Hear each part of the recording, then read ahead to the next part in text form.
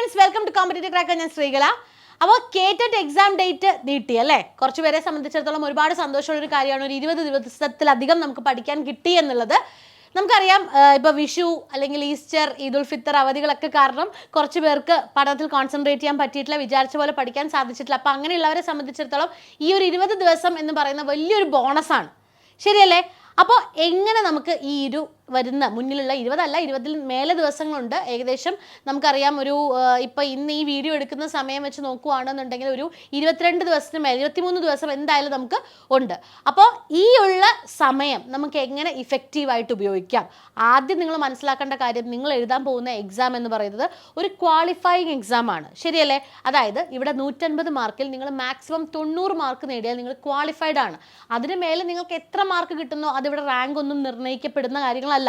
അപ്പോൾ ഇവിടെ നിങ്ങൾ നോക്കേണ്ടത് ഈ 20 ദിവസത്തിൽ എങ്ങനെ പഠിക്കണം, എന്തെല്ലാം പഠിക്കണം, എന്തെല്ലാം പഠിക്കണ്ട, ഈ 3 കാര്യങ്ങളാണ് നിങ്ങളിവിടെ ശ്രദ്ധിക്കേണ്ടത്. അപ്പോൾ നമ്മൾ എപ്പോഴും ആലോചിക്കുന്ന കാര്യം എന്തൊക്കെ പഠിക്കണം നമ്മൾ ചിന്തിക്കും, പക്ഷെ എന്തൊക്കെ പഠിക്കണ്ട എന്ന് നമ്മൾ ചിന്തിക്കില്ല, ശരിയല്ലേ? അപ്പോൾ അങ്ങനെയുള്ള കാര്യങ്ങളാണ് നമ്മളിവിടെ മനസ്സിൽ ഓർക്കേണ്ടത്. ഈ വരുന്ന 20 ദിവസം പഠിക്കേണ്ട കാര്യങ്ങൾ മാത്രം പഠിക്കുക. അതായത് പരീക്ഷയ്ക്ക് ഉറപ്പായിട്ടും ചോദിക്കുന്ന ഭാഗങ്ങളുണ്ട് അല്ലേ? ഇപ്പം K1 എടുക്കുവാണെങ്കിൽ 5 വിഷയങ്ങളുണ്ട്. സൈക്കോളജി, ഇംഗ്ലീഷ്, മലയാളം, EVS അല്ലെ, മാത്സ്, ഈ 5 വിഷയങ്ങളിൽ നിന്നും നിങ്ങൾ കൃത്യമായി പിക്ക് ചെയ്ത് പഠിക്കേണ്ട കുറച്ച് ഭാഗങ്ങളുണ്ട്. അത് മാത്രം നിങ്ങൾ തറോ ആയിട്ട് പഠിക്കുക. അങ്ങനെ പഠിച്ചാൽ മാത്രം നിങ്ങൾ എന്ത് ചെയ്യാൻ പറ്റും, നിങ്ങൾക്ക് ഈ 20 ദിവസം ക്വാളിഫൈ ചെയ്യാൻ പറ്റും. അപ്പോൾ ഈ 20 ദിവസത്തിൽ എങ്ങനെ പിക്ക് ചെയ്ത് പഠിക്കണം എന്നുള്ളതാണ് നമ്മൾ ആദ്യം മനസ്സിലാക്കേണ്ട കാര്യം. അപ്പോൾ ഇനി വരുന്ന 20 ദിവസം നന്നായിട്ട് ഇഫക്റ്റീവായിട്ട് നിങ്ങൾക്ക് ഉപയോഗിക്കാം. അപ്പോൾ അവിടെ നിങ്ങളുടെ പണത്തിൽ കൊണ്ടുവരേണ്ട കാര്യങ്ങൾ എന്തൊക്കെയാണ്, എന്തെല്ലാം പഠിക്കണം എന്നുള്ളതിന് നിങ്ങൾക്ക് കൃത്യമായിട്ടുള്ളൊരു പ്ലാൻ ഉണ്ടാവണം. ആ പഠിക്കുന്ന ഓരോ ടോപ്പിക്കിനും നിങ്ങൾക്ക് കൃത്യമായ സമയപരിമിതി ഉണ്ടാവണം അല്ലേ? ഇപ്പം ഞാൻ എടുക്കുന്ന ടോപ്പിക് ക്വസ്റ്റ്യൻ ടാഗാണ്, എല്ലാ പ്രാവശ്യം ചോദിക്കും. കഴിഞ്ഞ പ്രാവശ്യത്തെ ക്വസ്റ്റ്യൻ പേപ്പർ എന്ന് പറയുന്നത് 2 ക്വസ്റ്റ്യൻ ടാഗാണ് ചോദിച്ചത്. അപ്പോൾ നമുക്കത് പഠിക്കാതിരിക്കാൻ പറ്റത്തില്ല. എന്ന് വെച്ച് നമുക്ക് ഒരു ദിവസം മുഴുവൻ ക്വസ്റ്റ്യൻ ടാഗ് പഠിക്കാൻ പറ്റുമോ? പറ്റില്ല അല്ലേ? അവിടെ നമുക്ക് ടൈം ബൗണ്ട് ആയിട്ട് പഠിക്കാൻ പറ്റണം. അപ്പോൾ അങ്ങനെയുള്ള കാര്യങ്ങൾ നമ്മളിവിടെ കൃത്യമായിട്ട് ശ്രദ്ധിക്കുക. ടൈം ബൗണ്ട് ആയിട്ട് പഠിക്കാനായിട്ട് നമ്മൾ ശ്രദ്ധിക്കുക. അപ്പോൾ ഈ ഒരു കാര്യം മനസ്സിൽ ഓർത്തുകൊണ്ട് തന്നെ കോമ്പറ്റേറ്റീവ് ക്രാക്കറിൻ്റെ കുട്ടികൾക്കായിട്ടുള്ള 20 ദിവസത്തെ സ്റ്റഡി പ്ലാൻ ആണ് നിങ്ങൾ ഈ കാണുന്നത്.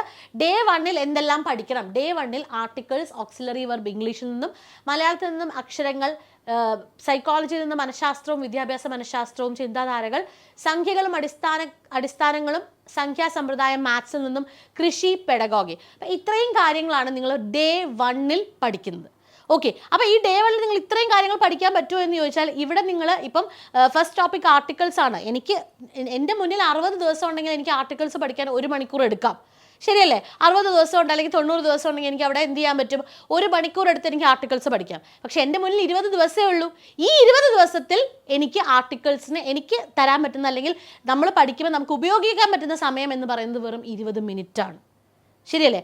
ആ 20 മിനിറ്റിൽ എന്തെല്ലാം കാര്യങ്ങൾ പഠിക്കണം എന്നുള്ളതാണ് നമ്മളവിടെ ശ്രദ്ധിക്കേണ്ടത്. ഓക്കെ, അപ്പോൾ ഏറ്റവും ക്രിസ്പി ആയിട്ട് പഠിക്കാൻ ശ്രമിക്കുക, ടൈം ബൗണ്ട് ആയിട്ട് പഠിക്കാൻ ശ്രമിക്കുക, പഠിക്കേണ്ട കാര്യങ്ങൾ മാത്രം പഠിക്കാൻ ശ്രമിക്കുക. നിങ്ങൾ പഠിക്കുന്നത് കേറ്ററ്റ് എക്സാംസ് ആണ്. അപ്പോൾ പ്രീവിയസ് ഇയർ ക്വസ്റ്റ്യൻ പേപ്പേഴ്സ് നിങ്ങളുടെ മനസ്സിലൂടെ പോകണം. അതിനെ ബേസ് ചെയ്ത് മാത്രമായിരിക്കണം നിങ്ങളുടെ പഠനം എന്ന് പറയുന്നത്. അതിനുശേഷം അടുത്ത ദിവസം ഇതുപോലെ തന്നെ ക്വസ്റ്റ്യൻ ടാഗ്, ഫ്രേസൽ വെർബ് ഒക്കെ വളരെ ഇമ്പോർട്ടൻ്റ് ആണ്. ഫ്രേസൽ വെർബ് തന്നെ ഏറ്റവും പ്രൊമിനൻ്റ് ആയിട്ടുള്ള കാര്യങ്ങൾ മാത്രമാണ് നിങ്ങൾക്ക് മുന്നിലേക്ക് ചോദിക്കുന്നത്. അപ്പോൾ അതും കൂടി നിങ്ങൾ മനസ്സിലോർക്കുക. ക്വസ്റ്റ്യൻ ടാഗും ഫ്രേസൽ വെർബും, അതുപോലെ ശബ്ദവിഭാഗം, വിദ്യാഭ്യാസ മനഃശാസ്ത്രത്തിൻ്റെ പഠന ഉപകരണങ്ങളും തന്ത്രങ്ങളും, വളർച്ചയും വികാസവും, മുഖവില, സ്ഥാനവില, ബോർഡ് മാസ് വളരെ ഇമ്പോർട്ടൻ്റ് ആണ്. കൃഷി, അതുപോലെ SCERT പാഠപുസ്തകം, സ്റ്റാൻഡേർഡ് 4. ഓക്കെ, അപ്പോൾ എന്താണ് നമ്മൾ ഈ ഒരു ടൈം ടേബിൾ കൊണ്ട് ഉദ്ദേശിക്കുന്നതെന്ന് വെച്ചാൽ, കൃത്യമായിട്ട് പഠിക്കേണ്ട കാര്യങ്ങൾ മാത്രം ഇൻക്ലൂഡ് ചെയ്തിട്ടുള്ളൊരു ടൈം ടേബിളാണ്. അപ്പോൾ ഈ വരുന്ന 20 ദിവസം കൃത്യമായി ഈ ഒരു 20 ദിവസത്തെ ഷെഡ്യൂൾ നിങ്ങൾ പഠിക്കുകയാണ്. ഒപ്പം കുറച്ച് മോഡൽ എക്സാംസ്, നമ്മൾ ആവശ്യത്തിന് മോഡൽ എക്സാം എഴുതിയാൽ തന്നെ, മോഡൽ എക്സാം എഴുതുക മാത്രമല്ല, അവിടെ നമുക്ക് തെറ്റുന്ന കാര്യങ്ങൾ വീണ്ടും പഠിക്കാനും കൂടി പറ്റിയാൽ അവിടെ എന്താ ഗുണം? തീർച്ചയായിട്ടും നമ്മുടെ എക്സാമിന് വരുന്ന ക്വസ്റ്റ്യൻസ് നമുക്ക് ഈസി ആയിട്ട് ആൻസർ ചെയ്യാൻ പറ്റും. അപ്പോൾ ഈ രീതിയിൽ നിങ്ങളുടെ പഠനം ക്രമീകരിക്കാൻ എപ്പോഴും ശ്രമിക്കുക. ഒരു ദിവസം നമ്മൾ പഠിക്കാൻ പ്ലാൻ ചെയ്യുന്ന ടോപ്പിക്ക് ആ ദിവസം തന്നെ തീർക്കാൻ ശ്രമിക്കുക, അതിനെ ബേസ് ചെയ്തുള്ള മാക്സിമം ക്വസ്റ്റ്യൻസ് ചെയ്യാൻ ശ്രമിക്കുക. അപ്പോൾ ഈ ക്വസ്റ്റ്യൻസ് ചെയ്യണമെങ്കിൽ ക്വസ്റ്റ്യൻസിന് നമ്മൾ എവിടെ പോകണം? വർക്കൗട്ട്സ് വേണം അല്ലേ?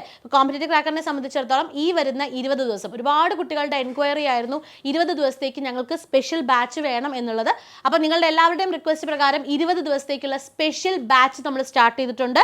ഇതിൽ നിങ്ങൾക്ക് മൊബൈൽ ആപ്ലിക്കേഷനിലെ ക്ലാസ്സുകളോടൊപ്പം തന്നെ കൃത്യമായിട്ടുള്ളൊരു ടൈം ടേബിൾ ഉണ്ടാവും. ടൈം ടേബിൾ ഓൾറെഡി പ്രിപ്പയർഡ് ആണ്, നിങ്ങൾ കണ്ടു കഴിഞ്ഞു.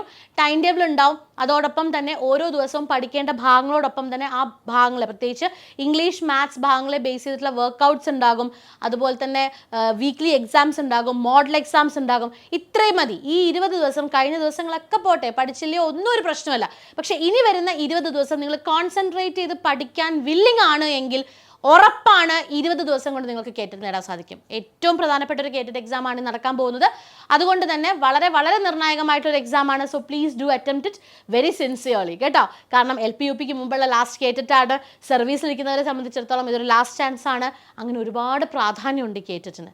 അപ്പോൾ എന്ത് ചെയ്യണം? നന്നായിട്ട് പഠിക്കണം, മനസ്സിരുത്തി പഠിക്കണം, പഠിക്കേണ്ട ഭാഗങ്ങൾ മാത്രം പഠിക്കണം. അതാണ് പ്രധാനം. എനിക്ക് വലിച്ചു വാരി ഞാൻ ഒരു ദിവസം 10 മണിക്കൂർ ഇരുന്ന് പഠിച്ചു, എനിക്ക് കിട്ടിയില്ല എന്ന് പറയുന്നതിൽ അർത്ഥമില്ല. നിങ്ങൾ 10 മണിക്കൂറിന് പകരം 4 മണിക്കൂർ പഠിച്ചാൽ മതി. പക്ഷെ പഠിക്കേണ്ട കാര്യങ്ങൾ മാത്രം പഠിച്ചാൽ മതി.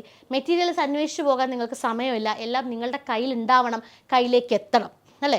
അപ്പോൾ ഈ രീതിയിലുള്ള ക്ലാസ്സസ് ആണ്. എല്ലാ മെറ്റീരിയൽസും നിങ്ങൾക്ക് നിങ്ങളുടെ വിരൽത്തുമ്പിലേക്ക് എത്തുന്ന രീതിയിൽ തന്നെയാണ് കോമ്പറ്റേറ്റീവ് ക്രാക്കറിൻ്റെ ക്ലാസ്സസ് പോകുന്നത്. കേരളത്തിൽ ഏറ്റവും കൂടുതൽ ഉദ്യോഗാർത്ഥികളെ കേറ്ററ്റ് നേടിയിട്ടുള്ളത് കോമ്പറ്റേറ്റീവ് ക്രാക്കറിലൂടെയാണ്. 15,000-ലധികം ഉദ്യോഗാർത്ഥികളാണ് ഇതുവരെ കോമ്പറ്റേറ്റീവ് ക്രാക്കറിലൂടെ കേറ്ററ്റ് നേടിയിരിക്കുന്നത്. അപ്പോൾ ഇപ്രാവശ്യത്തെ കേറ്ററ്റ് നമുക്കുള്ളതാണ്.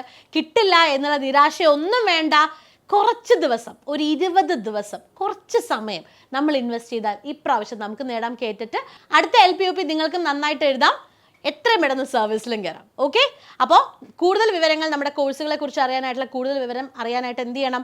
നമ്മുടെ ബോർഡ് നമ്പറിൽ കോൺടാക്ട് ചെയ്യുക, 8589083568. വീണ്ടും കാണാം മറ്റൊരു വീഡിയോയിലൂടെ. Thank you so much.